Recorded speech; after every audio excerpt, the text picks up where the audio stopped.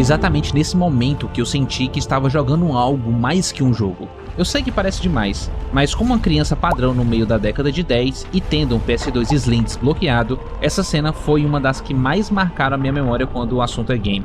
Porém, não era a primeira vez que eu me deparava com Shadow of Colossus.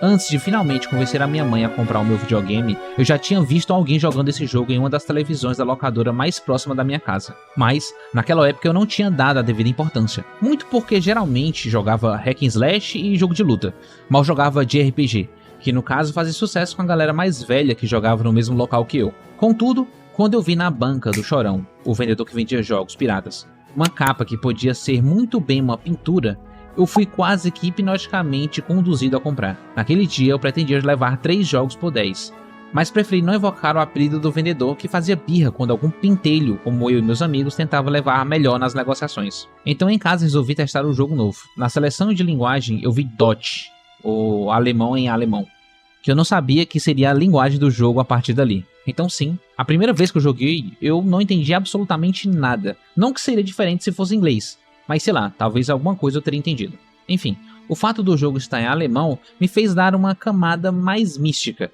já que na minha mente infantil parecia muito que o game estava em latim. E sim, qualquer coisa em latim parece algo muito mais mágico. Bom, de qualquer forma, esse não é um canal sobre experiências pessoais, mas como cresci em uma casa católica, sempre houve histórias de pessoas que faziam pactos com diabos a fim de conseguir sucesso sem trajetória real para tal. E mesmo sem entender alemão, aquela voz que ecoava do céu deixava claro que Vander teria que se sacrificar seguindo os seus planos, a fim de trazer Mono do plano dos mortos.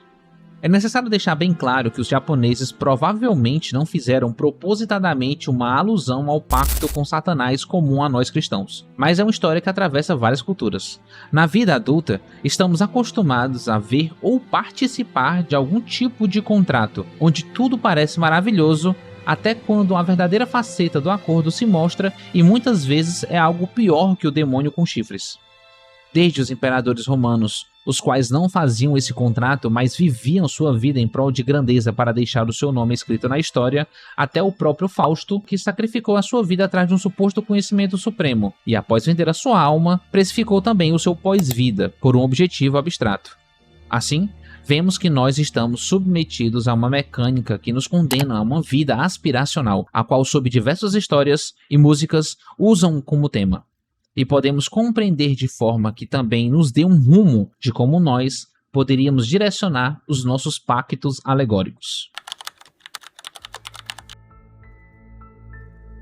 O Fausto, de Johann Wolfgang von Goethe, eu juro que eu fiz o melhor que eu pude, é uma das maiores obras da literatura e sua trama acompanha a trajetória do Dr. Fausto, o homem que dedicou a sua vida ao conhecimento. Nos seus estudos de filosofia, medicina, direito e teologia, ele chega à conclusão de que todo saber não lhe trouxe a verdadeira sabedoria, e muito menos a felicidade. Sua crise é intelectual e espiritual. Ele percebe que compreender o mundo não é o mesmo que possuir um sentido para viver. No auge de sua ansiedade, Fausto considera até dar fim à sua vida, mas é interrompido pelos sinos de uma igreja, os quais despertam lembranças de sua infância e impedem o que seria o seu ato final. Porém, pouco tempo depois, surge Mefistófeles, uma força que existe para testar os homens, algo mais rebuscado que o simples diabo tradicional. Então, os dois fazem um pacto. Mefistófeles servirá Fausto durante sua vida, proporcionando-lhe todas as experiências possíveis, e em contrapartida, se Fausto algum dia encontrar um instante tão perfeito que deseja eternizá-lo, sua alma pertencerá ao demônio. Essa premissa já encontra um paralelo com Shadow of Colossus. Tanto Fausto quanto Vander iniciam suas jornadas movidos por não conseguir suportar algo. Fausto sente-se vazio diante dos limites do seu conhecimento, e Vander recusa aceitar a morte de Mono. Ambos cruzam um certo limite, aceitando um pacto com uma entidade cuja natureza compreendem apenas parcialmente. Na primeira parte da obra, Mefistófeles conduz Fausto por uma série de prazeres mundanos, e para desfrutá-las, ele recupera sua juventude, e Fausto logo após passa a cortejar Gretchen, uma jovem simples e muito religiosa. O relacionamento entre os dois começa até bem, mas rapidamente se transforma em tragédia. Para ficar com Fausto, Gretchen acaba provocando involuntariamente a morte da própria mãe. até que seu irmão morre durante um duelo contra o protagonista durante a trama ao tentar defender sua honra. E depois disso tudo, já grávida e abandonada, ela enlouquece, acaba matando seu próprio filho recém-nascido e é presa e condenada à execução. Fausto, talvez, para se redimir, tenta resgatá-la na prisão, mas Gretchen se recusa a fugir porque ela aceita a sua culpa e, no fim, entrega seu destino a Deus. Esse episódio acaba servindo de exemplo como um dos temas centrais de Gitch. Tema esse que pode ser descrito como: o mal nem sempre se manifesta por pura perversidade. Muitas vezes, ele nasce quando alguém coloca um desejo acima da moral. Vander também jamais pretende fazer o mal, até porque sua motivação é o amor. Contudo, cada colosso derrotado pode representar uma nova violação da ordem natural, assim como cada escolha de Fausto amplia a destruição ao seu redor. Na segunda parte, Gitch amplia radicalmente a escala da narrativa e ele faz com que Fausto deixe de ver apenas dramas mundanos e passe a participar de acontecimentos políticos e mitológicos nessas aventuras. Ele auxilia imperadores, testemunha até a criação do papel moeda, visita o mundo da mitologia grega e conhece até Helena de Troia.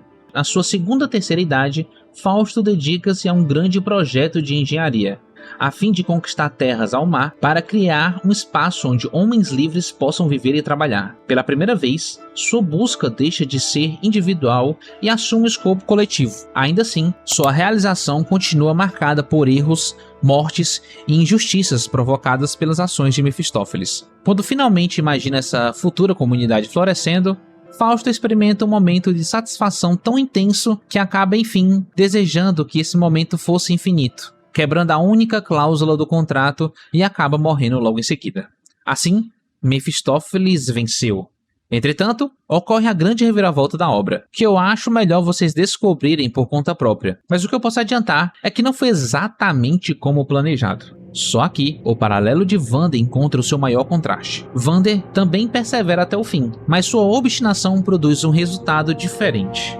Enquanto Fausto gradualmente transforma seu desejo egoísta em uma busca por algo que transcende a si mesmo, Vander permanece preso ao objetivo inicial. Sua vontade nunca se amplia, apenas se intensifica. Em vez de ascender espiritualmente, torna-se recipiente de uma força antiga e incompreensível que no final o consome. Na analogia que coloco na mesa, os colossos funcionam como provas espirituais invertidas. Cada vitória física corresponde a uma derrota psicológica.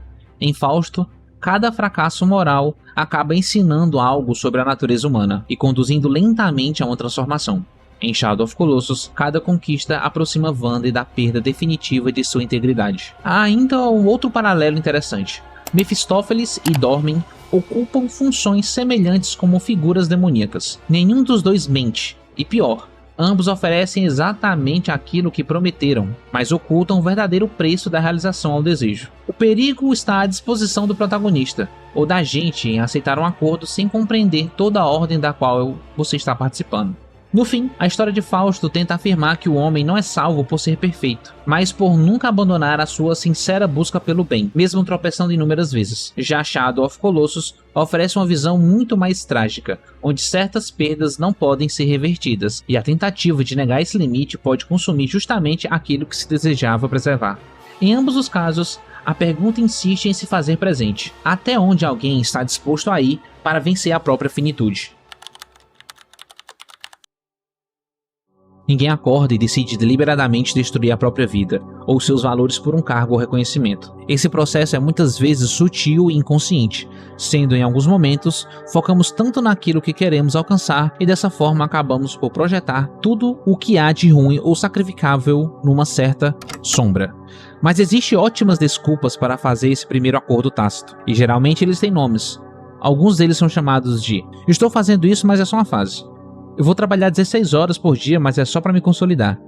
Vou ignorar minha voz interior só dessa vez. Como não teve ruptura definitiva, fica menos evidente o erro de Fausto. Já quando somos nós, torna-se difícil de enxergar a própria conduta, o que poderia ser o nosso Mefistófeles para então descartá-lo quando quiséssemos. No entanto, no momento em que você aceita o método do demônio para acelerar o seu sucesso, você já entregou o controle. O sacrifício primeiramente começa quase como um flerte diabólico, e começa com renovações de contrato assinado com pequenos desvios diários. A minha leitura dessa tensão é afirmar que Vander, à sua maneira, é um personagem fáustico, e entendo assim porque ele rejeita os limites impostos pela existência, firmando um pacto com uma entidade superior e aceita que a destruição seja o preço de seu objetivo. Ou seja, cada colosso derrotado representa um progresso concreto em direção ao seu objetivo, mas também uma degradação física e espiritual do próprio herói. E como quase tema central do canal, Vander serve como símbolo do desenvolvimento moderno. Vander evidencia o seu lado oculto. Quanto mais avança, mais perde fragmentos de si, sendo evidenciado em como o desenvolvimento não aparece como emancipação de fato. Esse crescimento é quase como um tumor, sendo ele um processo cumulativo de corrupção. Agora, tomando isso como pressuposto, a situação de Vander reforça o conceito que a destruição não surge como um mecanismo que transforma o sujeito. Pelo menos, não antes de transformar o mundo. Dessa maneira, a busca termina em redenção graças à permanente aspiração por algo superior. O triste é que Vander jamais transcende esse desejo inicial, já que a sua vontade permanece inteiramente subordinada à realização de um fim pessoal. Dessa forma, o resultado é que a promessa de criação converte-se na própria anulação do Criador. A ressurreição aconteceu, mas agora é inseparável da perda. Distanciando Vander do Dr. Fausto, o que alguns estudiosos chamam de energia fáustica da criação acaba por desembocar na decadência cultural e moral da Alemanha do século XX. Aí sim, da mesma forma, Vander demonstra que nem toda potência transformadora conduz à liberdade. Algumas conduzem apenas ao esvaziamento de si, ficando óbvio de se constatar quando vemos que seu percurso parece ir afirmar que nem toda promessa de progresso merece ser cumprida, sobretudo quando exige sacrificar a ordem que dava sentido ao próprio mundo. Por isso eu tive a ideia de tomar Shadow of Colossus como uma poderosa crítica à ideia de que toda destruição pode ser justificada em nome de uma criação futura. Shadow of Colossus é tão precioso como metáfora por conta de vários ângulos onde podemos tentar enxergar uma questão. Por exemplo, Vander enfrenta o Colosso com uma espada, símbolo de virilidade ligado ao masculino. E em diversas histórias, estamos vendo um homem lutando contra a adversidade a fim de salvar uma princesa. Sim, nada mais batido do que o herói com uma arma brilhante e golpes triunfantes. Mas, diferente do que vemos geralmente, o nosso protagonista não enfrenta os perigos com força e poder. Na verdade, tem paciência e calcula seus feitos com altivez, como em algumas histórias gregas. Depois da nossa primeira batalha com Vander, nos tornamos mais metódicos. Identificamos a criatura e encontramos o ponto fraco através do contato material com o problema. A anatomia do monstro só se desnuda quando você já está agarrado a ele, sendo sacudido e o escalando.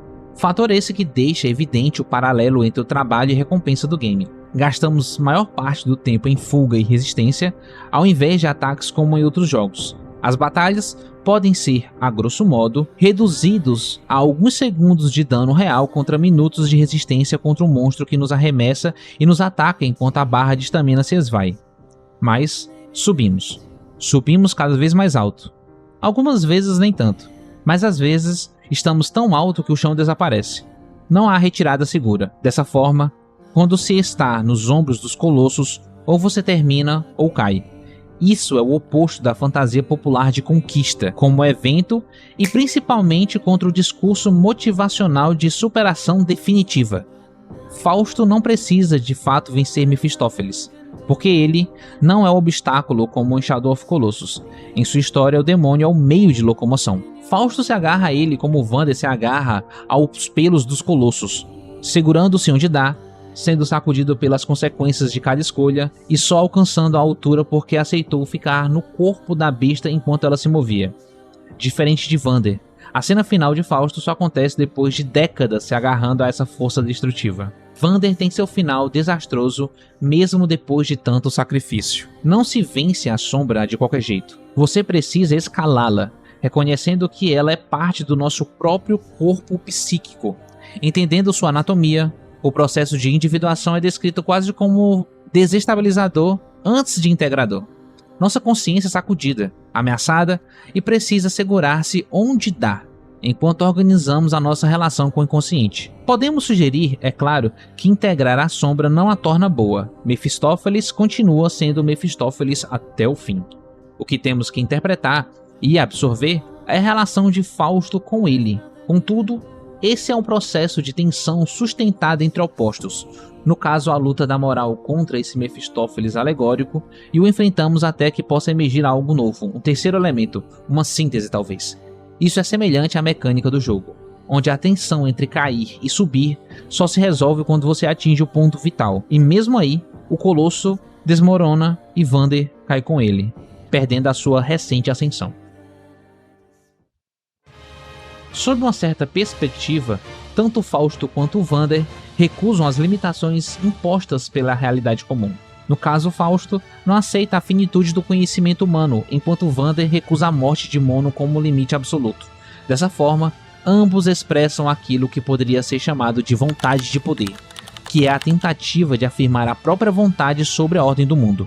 Em Shadow of Colossus, essa ideia ganha uma forma quase literal, já que escalar um colosso é um gesto de ascensão. Derrotá-lo representa a crença de que nenhuma barreira natural é definitiva para quem possui determinação suficiente, ou seja, é a imagem do homem moderno convencido de que toda limitação pode ser superada pela técnica, pela coragem ou até pela força de vontade. Entretanto, a tragédia de ambos está justamente no fato de que sua vontade permanece reativa. Ninguém simplesmente defende o rompimento de limites indiscriminadamente. O que podemos defender é o tão famoso amor fati, a capacidade de amar o próprio destino e afirmar a existência à sua totalidade, inclusive suas perdas e sofrimentos.